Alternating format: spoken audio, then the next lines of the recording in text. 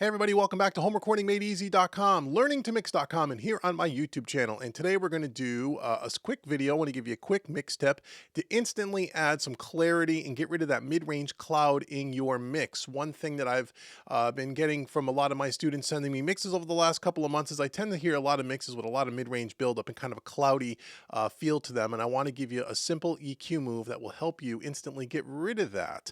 But before we get to that, if you like what you see in this video, hit that subscribe button below. Also, go out to facebook.com/home recording made easy and follow me there. And for more tips, tricks, concepts, and training around all aspects of home recording, mixing, and mastering, be sure to go back to homerecordingmadeeasy.com. And last but certainly not least, if you want to do a deep dive into learning and getting better at the craft of mixing, head on over to learningtomix.com and check out what I have going on over there with my good buddy Pete Woj from mixbetternow.com. We've created a mixing training membership website where we have a ton of like-minded individuals in all different skill levels, from the very beginner all the way to the advanced audio engineer and everybody in between, and we're all helping each other get better at the craft of mixing. So now let's head on over into Studio One, and I want to give you a quick listen to maybe the intro, the first verse, or in chorus of this song here. This song here actually is from Matt McLean. The name of the track is What Comes Next. This is one of the tracks we're using at learningtomix.com. So you would have an opportunity to mix this song if you were a member of learningtomix.com. So I want to give you a quick listen, and then we're going to I'm going to show you this EQ move that'll instantly add some clarity to your mix and get rid of the kind of that mid-range kind of buildup. So here we go. Here is Matt McLean, What Comes Next, and then we'll take a look at this EQ move.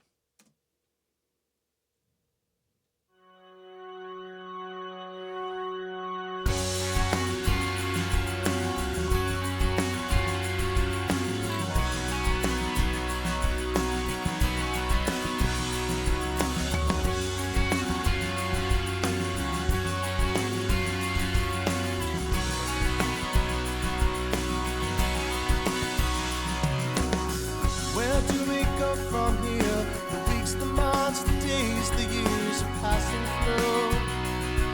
And what to do? We could have it all right now. Chances taken, I know how we're breaking through.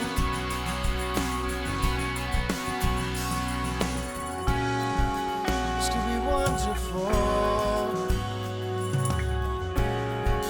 This could be great.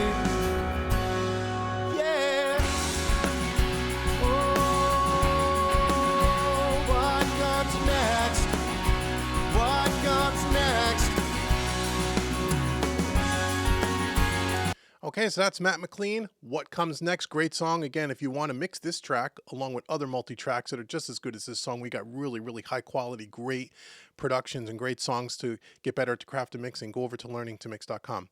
Anyway, so mix sounds pretty good, right? Not bad. This is a finished mix. This mix we did with all stock, or I did with all stock plugins this time around. No third-party plugins around anywhere in this mix. I'm using just the Pro EQ primarily by Studio One and the compressor. That's the majority of the mix, as you can see. And the mix sounds pretty good. This month we did a whole stock plugin mix to show that you can get a great mix just using stock plugins. But we tend to have, and if you're listening closely there, kind of a mid-range buildup. It sounds a little cloudy. Vocal sounds a little cloudy.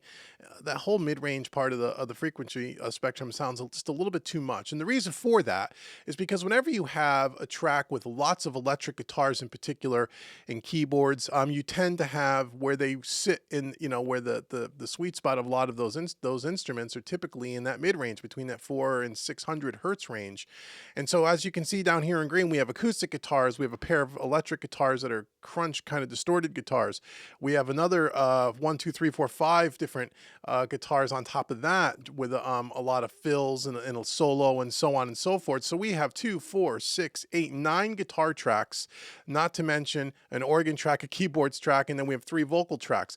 All of those tracks tend to really build up and cloud up the mid-range. So one simple thing you can do, and what you can see here, I'll just show you a quick example on a lot of these guitars. You can see I'm pulling out a lot of mid-range between that 400 and 500 hertz range on almost every single guitar. I'm pulling out a lot of mid-range because it was a really mid-range heavy track, but still getting to the end of the mix and you still go, wow, it still sounds kind of cloudy. So here's something that you can do. So on the master bus here, you see I have a Pro EQ here. just a stock EQ. And one thing you can do to instantly kind of get a little bit more clarity to your mix, or if something sounds a little dull and it doesn't have a lot of top end, the tendency is to come over to the upper frequencies and to boost way up in here. And you could do that. But then what tends to happen is your cymbals will tend to get a little bit shrilly. Your vocals can get really sibilant. So one thing you can do, instead of boosting the highs, you know, to bring back some of that clarity, you can go ahead and you can cut some of the mid-range. And by cutting the mid-range, you're going to get rid of that kind of cloud. You're going to scoop it out a little bit, and it's going to give the upper frequencies a little bit more clarity. They're going to cut through the mix a little bit more. So let me show you what I mean. So that little passage that you just listened to, this EQ was in bypass mode, as you can see at the top left-hand corner here. And right around 497 hertz, 500 hertz, I pulled out about 3.5 dB.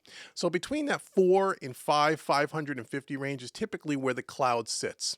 Okay, so before I show you how I determine that, let me just kind of play this back from the beginning a little bit, and then I'm going to bring in, with that EQ move, taking out that 497, 500 hertz range, and listen to what happens to that cloud, and listen to how the tracks tends to get a little bit brighter. So here we go.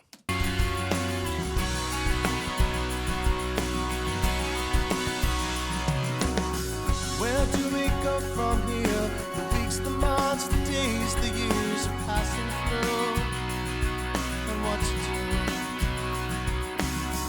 We get out it all right now. Chances taken, I know how we're breaking through.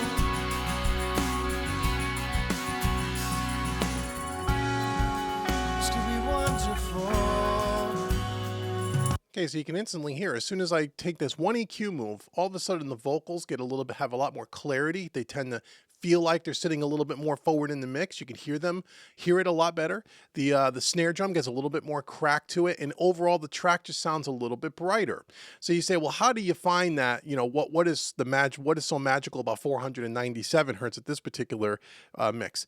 Again, it's between that 4 and 550 range, but what you can do if you start with the stock EQ completely flat is you just play back the track, and you do what you come up here and you just kind of sweep around and look for where you hear that cloud, or get it really where it sounds really congested and kind of muddy, and you just pull it out. So let me show you. So I'm going to go ahead and I'm going to narrow the Q a little bit. We're just going to raise this up, and we're going to do what I call fishing for the frequencies that are not very pleasant.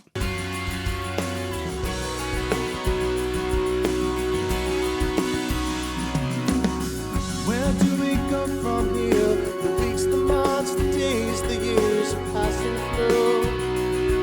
And what to do? We get out it all right now. Chances taken, I know how we're breaking through. Okay, so right around there, about 416 again, and then once you bring it down and you cut out a few dB, you then broaden the Q a little bit to give it a little bit more of a gentle slope, so it sounds a little bit more natural.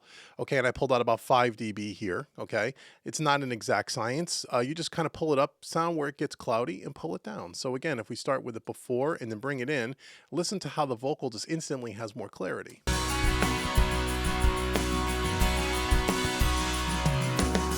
Where do we go from here? The weeks, the months, the days, the years are passing through. And what to do? So there you go. So a quick way to instantly bring some clarity to your mix without having to go back into each individual track and do a bunch of surgical EQ moves. If you have a mix that sounds kind of cloudy, you have a mix once you get to the end is a little bit muddy, and you want a little bit more clarity, resist trying to just go and boost up the high end. Cut some of that mid-range, and it's instantly going to give you a little bit more clarity and a little bit more, it's going to appear to be more bright, and you're not going to have the sibilant problem or the real harsh cymbal issue as well, because you're not up here boosting the highs, you're just cutting the mids. And again, where is that frequency range? Somewhere normally between 400 and 550. It's in that ballpark, but use this concept, come up and just sweep around and find it. And there you go. Quick EQ tip to help get more clarity to your mix. So I hope you found this video helpful. Again, please hit that subscribe button and share this with others. It helps me out tremendously. And once again, facebook.com, homerecordingmadeeasy.com, and most importantly, learningtomix.com, because not only do we show you tips like this in learningtomix.com, but we dive down deep and show you the entire mix from beginning to end. And you can mix this song we're listening to today, as well as a bunch of other great tracks at learningtomix.com. So until the next video, this has been Dave with Home Recording Made Easy and learningtomix.com, and I will see you guys in the next video. Take care.